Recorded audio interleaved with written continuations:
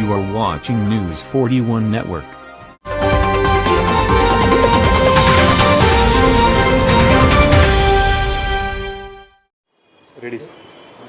मालेगांव शहर को ज़्यादा से ज़्यादा पानी पुरवठा गिरना डैम से किया जाता है।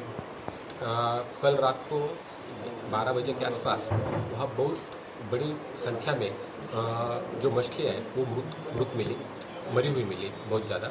और वो अपना पानी पुरवठा जहाँ से होता उद्भव वो जाकवेल के आजू बाजू में नज़र में आ गई।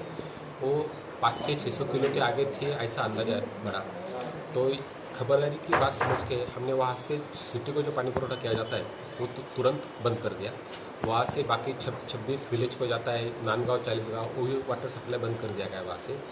और उसके बाद वहाँ से रात को ही वहाँ के वाटर के और फिश के सैंपल लिए गए। वाटर के सैंपल जो लैब होती है नासिक, जयगांव और अपना पंचायत समिति वहाँ भेज दिए गए। और फिश के सैंपल जो है वो नासिक फिशरी मार्फत बॉम्बे मेन ऑफिस में पोस्टमार्टम के लिए भेज दिए गए। वो बात अभी चल रही है, इसलिए वो पानी पुरवठा हमने खंडित किया है।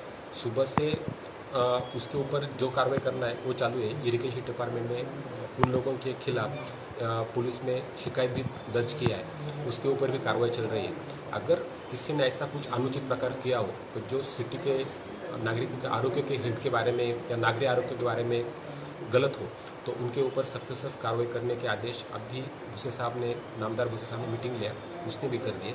महापौर साहब से भी बात हो गई। महापौर साहब ने भी पूरे स्टाफ को इसके बारे में अच्छे से अच्छे काम करने की सूचना दी है। और उसके बाद अभी जो फिश है वहाँ के मरे हुए तो ज़्यादा फिश हमने उसको डंप करने लगा है। लेकिन कोई आजू बाजू डैम बड़ा है तो कुछ लोग गलत वो मरे हुए फिश भी पॉइजन के मार्केट में ले आ सकते हैं। तो इसलिए नागरिकों को सूचना है कि फिश लेते वक्त खबरदारी ले लो ऐसा।